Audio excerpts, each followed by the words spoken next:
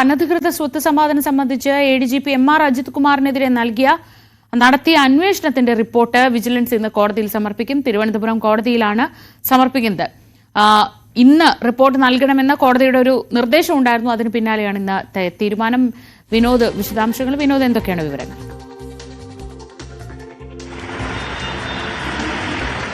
ശ്രീജ, ഇതിൽ BB അൻവർ ഉൾപ്പെടെ ഉള്ള അവർ ഉന്നയിച്ച ആരോപണം, അതായത് MR അജിത് കുമാർ അനധികൃതമായി സ്വത്ത് സമ്പാദിച്ചു എന്ന പരാതി നേരത്തെ തന്നെ ഉയർന്നു വന്നതാണ്. അതിൽ കവടിയാറിലെ വീട് നിർമ്മാണമുണ്ട്.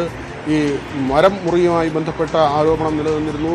സ്വർണം പൊട്ടിക്കൽ സംഘങ്ങൾ, സ്വർണ്ണക്കടത്ത് സംഘങ്ങൾ, ഇവരിൽ നിന്നെല്ലാം പണം പറ്റിയിരുന്നുള്ള ആരോപണം ഒരു വശത്ത് ഉയർന്നു വന്നു. അപ്പോഴാണ് സർക്കാർ ഈ വിജിലൻസ് അന്വേഷണത്തിലേക്ക് പോയത്. മാത്രമല്ല, RSS നേതാക്കളുമായി നേരത്തെ നടത്തിയ കൂടിക്കാഴ്ചയുമായി ബന്ധപ്പെട്ട സംഭവം തൃശൂർ പൂരം അലങ്കോലപ്പെട്ടതിൽ ഒരു ത്രിതല അന്വേഷണം പ്രഖ്യാപിച്ചിരുന്നു. അതിലൊക്കെ തന്നെ DGP നൽകിയ പ്രാഥമിക റിപ്പോർട്ടിൽ അജിത് കുമാറിന്റെ ഇടപെടലുകൾ അത് വ്യക്തമല്ല. കാരണം RSS നേതാക്കളെ കണ്ടത് എന്തിന് എന്നത് കാര്യമൊന്നും വ്യക്തമല്ല എന്നൊക്കെയുള്ള ചില പരാമർശങ്ങളുണ്ടായിരുന്നു. അതിനൊപ്പമാണ് ഈ അനധികൃത സ്വത്ത് സമ്പാദനം എന്ന പരാതി കൂടി ഉയർന്നു വന്നത്. സർക്കാരിന് ലഭിച്ച പരാതിക്ക് പുറമെ കോടതിയിലും ഇത് സംബന്ധിച്ച പരാതി എത്തുന്ന നിലയുണ്ടായി. ഏതായിരുന്നാലും തിരുവനന്തപുരത്തെ വിജിലൻസ് സംഘമാണ് ഇത് അന്വേഷിച്ച് സർക്കാരിന് റിപ്പോർട്ട് നൽകി. അതിൽ ക്ലീൻ ചിറ്റാണ്, അതായത് ബാങ്ക് വായ്പ കൊണ്ടാണ് കവടിയാറിലെ വീട് നിർമ്മാണം നടത്തുന്നത്.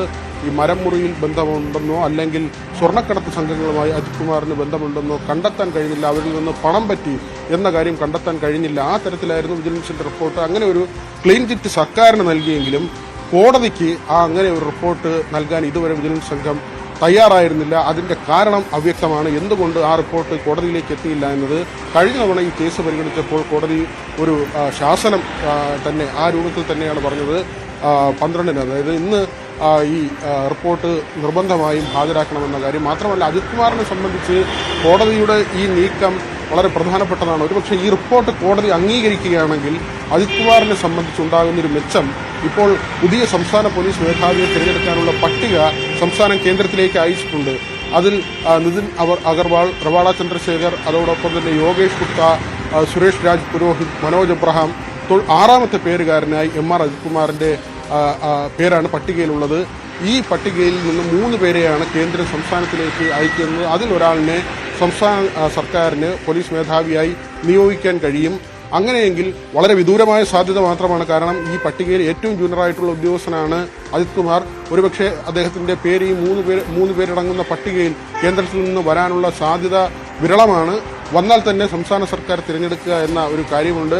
മാത്രമല്ല, CPI വലിയ പ്രതിഷേധമാണ്. തൃശൂർ പൂരം അലങ്കോലപ്പെട്ടതുമായി ബന്ധപ്പെട്ട് വലിയ എതിർപ്പും പ്രതിഷേധവുമൊക്കെ അജിത് കുമാറിനെതിരെ രേഖപ്പെടുത്തിയിരുന്നു. പിന്നീട് ലോ ആൻഡ് ഓർഡർ ADGP സ്ഥാനത്ത് നിന്ന് മാറേണ്ടി വന്നതുപോലും CPIയുടെ അതിശക്തമായ എതിർപ്പിനെ തുടർന്നാണ്. ഏതായിരുന്നാലും ഒരു സാധ്യത, അദ്ദേഹത്തിന്റെ സർവീസ് കാലാവധി നോക്കുമ്പോൾ അദ്ദേഹത്തിന് ഒരുപക്ഷെ അദ്ദേഹത്തിന്റെ കരിയറിൽ ലഭിക്കുന്ന ഒരു സാധ്യതയാണ് ഈ റിപ്പോർട്ട് കോടതി അംഗീകരിക്കുകയും ആ പട്ടികയിൽ 3 പേരുടെ പട്ടികയിൽ അദ്ദേഹത്തിന്റെ പേര് ഉൾപ്പെടുകയും അദ്ദേഹത്തെ സംസ്ഥാന പോലീസ് മേധാവിയാക്കാൻ സംസ്ഥാന സർക്കാർ തീരുമാനിക്കുകയും ചെയ്താൽ ഒരുപക്ഷെ അദ്ദേഹത്തെ സംബന്ധിച്ച്, വ്യക്തിപരമായി അദ്ദേഹത്തെ സംബന്ധിച്ച് അദ്ദേഹത്തിന്റെ കരിയറിൽ ഉണ്ടാകുന്ന ഏറ്റവും വലിയ ഒരു നേട്ടമായി അത് മാറാനുള്ള സാധ്യതയുണ്ട്. ഒരുപക്ഷെ തുടർന്നുള്ള ഇനി ഈ കേസിന്റെ നിയമ നടപടികൾ പരിശോധിച്ചാലും കോടതി ഈ റിപ്പോർട്ട് അംഗീകരിച്ചാൽ അദ്ദേഹത്തിന് കറകളഞ്ഞ ഉദ്യോഗസ്ഥനായി അഴിമതിയുടെയോ മറ്റ് ഭാരമില്ലാതെ അദ്ദേഹത്തിന് മുന്നോട്ട് പോകാൻ കഴിയുന്നൊരു സാഹചര്യം ഉണ്ടാകും. ഏതായിരുന്നാലും ഇന്ന് ഈ ക്ലീൻ ചിറ്റ് നൽകിക്കൊണ്ടുള്ള റിപ്പോർട്ട് കോടതിക്ക് മുന്നിലെത്തുകയാണ്. ശ്രീജ, വിനോദാണ് വിശദമായ വിവരങ്ങൾ വാർത്തകളുടെ നൽകിയത്.